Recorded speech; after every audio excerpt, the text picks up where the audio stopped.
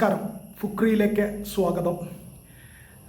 ഇന്ന് രാവിലെ നടന്ന മറ്റൊരു മത്സരത്തിൽ, ലോകകപ്പിലെ മറ്റൊരു മത്സരത്തിൽ ഓസ്ട്രിയ ജോർദാനെ തകർത്തു വിട്ടിരിക്കുന്നു. 1-3 ഗോളുകൾക്കാണ് ഓസ്ട്രിയയുടെ വിജയം. ഓസ്ട്രിയയെ സംബന്ധിച്ചിടത്തോളം കളിയുടെ 21ാമത്തെ മിനിറ്റിൽ ഷ്മിഡ് ആദ്യത്തെ ഗോളടിച്ചു. പിന്നീട് ആദ്യ പകുതിയിൽ ഗോളൊന്നും വീണില്ല. രണ്ട് ടീമുകളും നിരന്തരം ശ്രമിച്ചെങ്കിലും ഗോളൊന്നും വീണില്ല.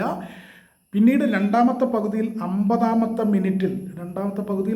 മിനിറ്റിൽ ജോർദൻ തിരിച്ചടിച്ചു ഓസ്ട്രിയക്കെതിരെ.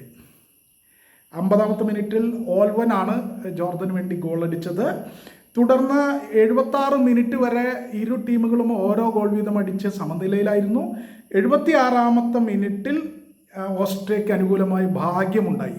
അതായത് ജോർദാൻ അത് നിർഭാഗ്യവുമായി. കാരണം അൽ അറബ് എന്ന കളിക്കാരൻ്റെ ഒരു സെൽഫ് ഗോളാണ്. സ്വന്തം നെറ്റിലേക്ക് അറിയാതെ ഗോൾ അദ്ദേഹത്തിൻ്റെ കാലിൽ നിന്ന് വന്നു, ഗോൾ വീണു. അങ്ങനെ ഓസ്ട്രിയയ്ക്ക് 2-1 എന്ന മുൻതൂക്കം ലഭിക്കുകയാണ് ഉണ്ടായത്. അതൊരു സെൽഫ് ഗോളായിരുന്നു യഥാർത്ഥത്തിൽ ജോർദാൻ്റെ വക. പിന്നീട് ഏറ്റവും അവസാന നിമിഷം, അതായത് 90 മിനിറ്റും കഴിഞ്ഞ് ഇഞ്ചുറി ടൈമിൻ്റെ 12ാമത്തെ മിനിറ്റിലാണ്. 12 മിനിറ്റ് എന്ന് പറഞ്ഞാൽ വളരെ ദൈർഘ്യമേറിയ ഇഞ്ചുറി ടൈം ആയിരുന്നു.